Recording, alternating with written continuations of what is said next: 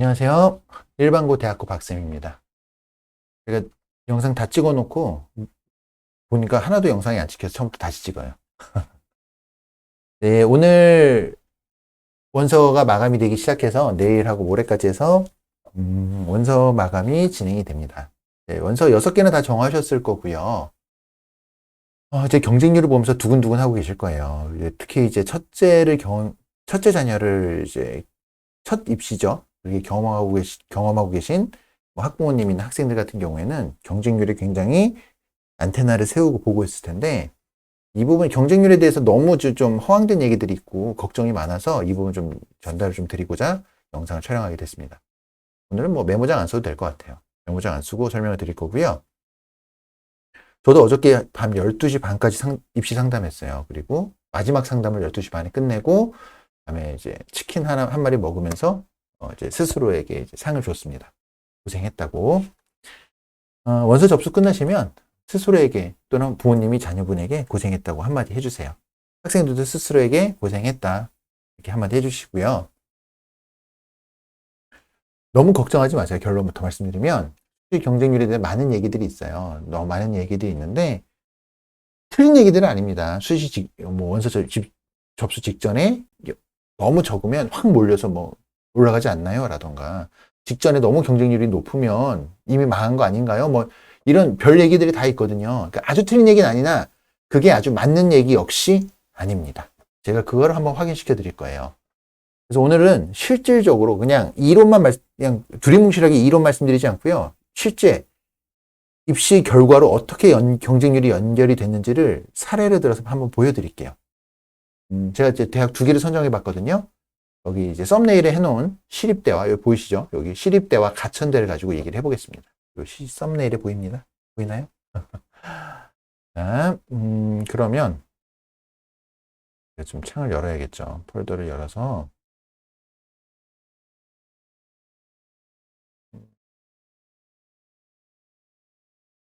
제가 수시 경쟁률을 정리해 놓은 게 있거든요.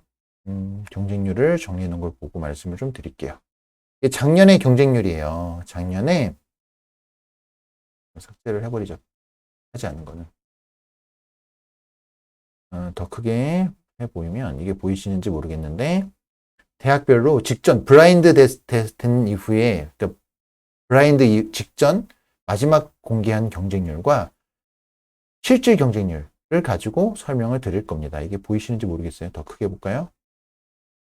직전 공개 그리고 최종 경쟁률 가지고 설명을 드릴 건데, 제가 이제 상위권 대학으로는 시립대를 하나 선정을 해봤고요. 중상위권 대학으로는 가천대를 선정을 해봤습니다. 가보면 너무 많으니 인문계열만 살펴볼게요. 자, 시립대는요, 참고로, 시립대부터 말씀드릴 건데, 시립대는 인문계를 한 2등급 정도, 그러니까 1점 후반에서 2점 초반 정도를 적정으로 잡고 들어가는 대학이죠. 작년에 개인적으로 제가 인문계열에서 하위권으로 내려갈 것 같은 학과를 2개를 선정을 했었어요. 그러니까 결과를 보고 선정한 게 아니고요. 경쟁률 이런 거 상관없이 올해는 이것저것 분석을 해보니까 제가 그러니까 작년에는 제가 이제 중어중문학과하고 철학과 2개를 한번 추천을 했었거든요. 저희 학생들한테. 2점 중반인데 한번 교과로 한번 넣어보고 싶어요 하는 학생들이 들어가는 학과로 얘기를 했었습니다. 그래서 보면 직전 공개했을 때의 마지막, 그러니까 최종 경쟁률 말고 마지막 오픈했을 때의 경쟁률 한번 살펴보면요. 철학과하고 중어중문이 이렇게 해도 보이겠죠? 철학과하고 중어중문이 가장 낮았어요. 여기. 철학과는 9대 1이었고요. 중어중문은 10대 1이었습니다. 글자가 보이시나요? 이거 확대를 더 해야 보이나? 철학과하고 중어중문이 9대 1, 10대 1이었어요. 그러면 마지막 경쟁률은 어땠을까요? 실질 경쟁률은요. 철학과하고 중어중문은요. 좀 내려갔어요. 학생들이 몰려서. 오히려 세무학과나 국어국문학과가 최종 경쟁률은 가장 낮은 학과가 되었습니다. 최종은 이 2개가 낮았죠. 낮은 게 세무학과하고 국어국문이었어요. 그러면 실제 입시 결과는 어떻게 됐을까요? 요 4개 학과를 살펴보면 되겠네요. 세무, 국어 국문, 철학, 중국어 문화학과 이 네 개를 한번 살펴볼게요. 이걸 한번 살펴보면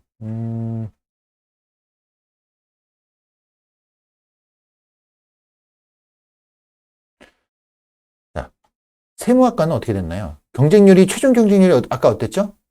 가장 낮은 학과가 세무학과였어요. 시립대에서. 최종 경쟁률이 15.5대 1로 가장 낮았습니다. 그런데 입시 결과는요. 시립대 입시 결과는 세무학과가 어떻게 됐나요? 전체에서 1등을 찍었습니다. 최종 평균이 1.66이었어요. 2등인 경영학부하고 무려 0.3 이상 차이, 0.3 정도 차이가 났네요. 1.91이니까. 이상하지 않으세요? 최종 경쟁률이 가장 낮아요. 근데 전체에서 1등을 찍었어요. 우리가 그 흔히 말하는 상식대로라면 세무학과는 순위가 좀 내려가야 되잖아요. 그러니까 어떤 학생들이 들어왔던 얘기인가요? 세무학과에는 정말 소신껏 넣을 학생들이 들어온 거예요. 그러니까 세무학과 원래 1등 찍어도 이상하지 않은 학과가 맞죠. 그러니까 그 순서대로 움직인 거예요. 그러니까 경쟁률이 생각만큼 절대적인 영향을 미친 게 아니니까 이런 영향을 미치려면 경쟁률이 한 5대1 미만이 되면 얘기가 다른데 이미 뭐 10대를 넘어가는 순간 그렇게까지 결정적이지는 않았다. 그러면 국어국문 볼까요? 국어국문은 정말 낮았죠. 정말 낮았고 그렇게 인지도가 순위가 높은 학과가 아니죠. 그러면 최하위권에 있을까요? 국어국문이? 볼까요? 국어국문이 어디 있을까요? 하위권에 있긴 있지만 꼴찌를 하진 않죠. 있어야 될 적당한 위치입니다. 이거는 국어국문이 있어야 될 위치에 위치하고 있어요. 그러면 제가 생각했었을 때 이제 제가 찍었던 학과가 이 두 개거든요. 철학과하고 중국어 문화학과. 실제로 이 두 학과 지원을 했어요. 저희 학생들이 2점대 중반 학생들이 철학과는 안 들어갔고 중국어 들어갔어요. 결국에는 그렇긴 한데 저라고 다 맞추는 거 아니에요. 그래서 실제로 보면요. 철학과는 중간 정도 했어요. 실패했죠. 제가 예상을 했는데 생각보다 안 떨어졌어요. 추합이 빠지질 않았어요. 중국어는 끝에서 두 번째니까 이건 나름 성공했네요. 평균이 2.36이었고요. 여기가 한 2.6까지 갔어요. 중국어문이. 2.5 후반? 이 정도까지 간 것 같아요. 이건 예상이 맞았죠. 맞았고, 그러니까 이제 경쟁률에서 좀 벗어나는 것들을 확인하실 수 있을 겁니다. 그럼 반대의 경우 볼까요? 시립대에서 직전 공개했을 때 가장 셌던 데가 어딘가요? 국제관계. 그리고 영어 영문하고. 이 두 개가 가장 높았어요. 가장 높았고요. 실제로 그럼 최종 경쟁률은 어떻게 됐을까요? 블라인드 직전 경쟁률이 가장 높았고, 최종으로도 가장 높았던 데가 그대로.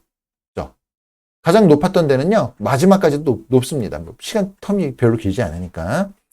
그러면 큰일 났네요. 이 두 개 학과에 지원한 학생들은 작년에 망했겠네요. 그렇게 생각할 수 있죠. 그럼 국제관계하고 영어 영문 학과가 실제 위치가 학과 순위가 어떻게 됐는지 한번 볼게요. 국제관계가 어디 있나요? 국제관계는 중상위권 정도 있습니다. 전체에서 가장 경쟁률이 높았지만 그렇다고 해서 세무학과를 제끼고 뭐 1점대 들어가고 그게 아니죠. 그냥 딱 2등급 그 위치에 적정 라인에 있어요. 영어 영문 어땠을까요? 영어 영문 어디 있나요? 여기 있죠. 맨 꼴찌에 있습니다. 시립대 통틀어서 작년에 가장 낮았던 학과가 영어 영문이었어요. 이거 아마 아무도 못 맞췄을 거예요. 저도 영어 영문이 꼴찌할 거라고는 생각 못 했어요. 왜냐면 그 전에 굉장히 펑크가 터졌었던 학과거든요. 근데 한 번 더 가장 낮은 학과가 됐습니다. 근데 이거 보고 누가 그렇게 짐작을 할까요? 이 경쟁률 보고. 여러분은 짐작하실 수 있겠어요? 거의 한 25대 1이에요. 근데 시립대에서 가장 꼴찌를 했다? 짐작하실 수 이걸 보고 예측할 수 있었겠어요? 그러니까 경쟁률만 보고 너무 절절매지 않으셔도 괜찮습니다. 자, 학과 하나 더 볼게요.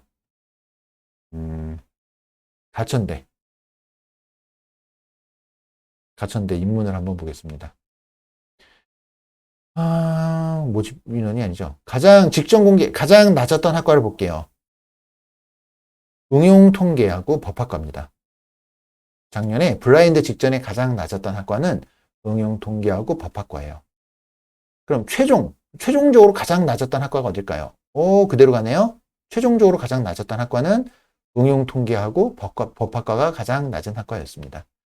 그러면 얘네가 경쟁률이 가장 낮았으니까 가장 하위권에 위치했느냐? 한번 들여다볼까요? 이건 시립대 거고 가천대를 볼까요? 실제 경쟁률, 실제 입시 결과를 한번 확인을 해보겠습니다.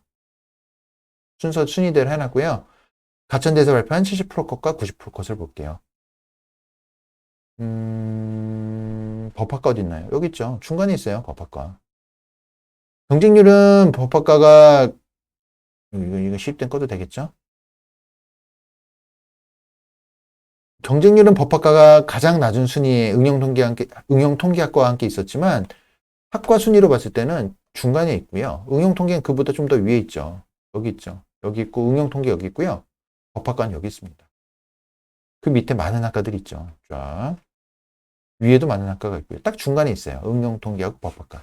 근데 생각해 보세요. 이 두 학과는요. 원래 중간에 있는 학과가 맞습니다. 그렇죠. 맞습니다. 근데 중간에 있잖아요. 그러면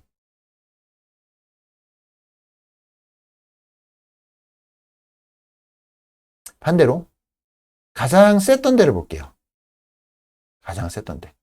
블라인드 직전에 가장 셌던 학과가 사회복지하고 경찰행정입니다. 최종적으로는요. 사회복지하고 행정학과가 가장 셌네요. 그럼 이 세 개를 봐야겠다. 그렇죠? 그러니까 직전에 셌던 것들이 거의 마지막까지 가긴 갑니다. 경찰행정도 3위에 있으니까. 보면 쭉 많은 학과들이 이렇게 있어요. 쫙 있습니다. 순서를 제가 정리를 해본 거예요. 자, 경찰행정은 어떤 학과인가요? 가천대에서 가장 센 학과예요. 기본적으로. 이건 경쟁률 센 게 너무 당연하죠. 그러면 우리가 눈여겨봐야 될 건 행정학과도 뭐 나름 인기가 있고 사회복지 정도 되겠네요. 가천대 입결을 보겠습니다. 경찰행정 1등이 맞죠? 제일 센 학과죠. 그 다음 어딘가요? 미디어 커뮤니케이션. 센 학과 맞죠? 사회복지가 3등에 있어요. 여기서는 사회복지학과에서는 경쟁률이 영향을 미쳤습니다. 미치는 학과도 있죠. 그러니까 아주 의미가 없는 건 아닙니다. 의미가 있는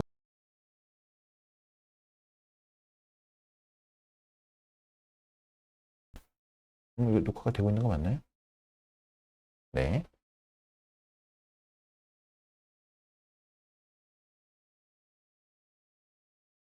잠시만요. 녹음되고 있는 거 맞죠?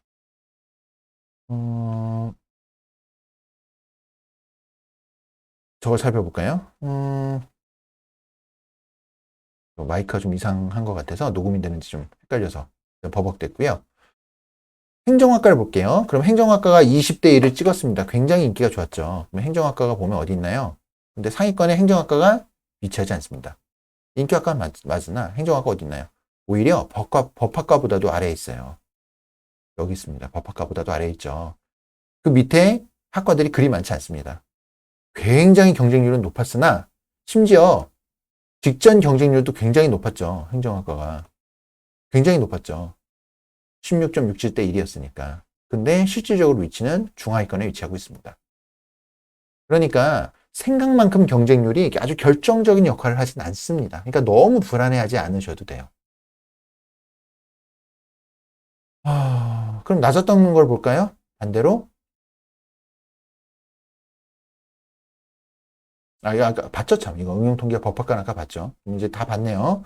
가장 낮았던 학과와 가장 높았던 학과들을 제가 시립대하고 가천대를 중심으로 해서 설명을 좀 드렸어요. 보고 나니까 어떠세요? 가장 낮았던 데가 실제 입결이 가장 낮은 것도 아니죠. 또 반대로 가장 높았던 데가 입결이 가장 높은 거 역시 아님이 보였습니다. 그 입결에 가장 순위를 미치는 거는요, 학과 순위에 영향을 미치는 거는 그 원래 학과의 위치가 어느 위치에 있는 어느 위치에 있는 학과였느냐가 가장 중요해요.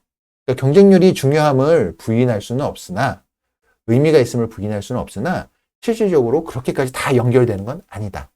그러니까 본인이 많은 고민 끝에 저랑 같이 제 영상 보면서 공부하셨을 거잖아요. 6개 선정하셨으면 소신껏 넣으시길 바랍니다. 그게 더 중요합니다. 그렇게 보시면 될 것 같고, 물론 예외가 되는 케이스들이 나옵니다. 펑크가 나오는 학과들이 있어요. 저 역시 그런 학과를 찾는 걸 매우 중요하게 생각을 하는 건 맞으나 기본적으로 모든 6개 학과가 그렇게 돌아가지는 않습니다. 그러니까 계획했던 대로 원서 접수하시고요. 그 원서 접수에 실제 좋은 결과가 있으시길 바라겠습니다. 지난 몇 달 동안 열심히 원서 고민 많이 하셨을 텐데 그 노력과 연구에 의미 있는 어떤 보답이 있으시길, 최종 합격이 있으시길 바라겠습니다. 이상 마무리 짓겠습니다. 군포 박쌤이었습니다. 네.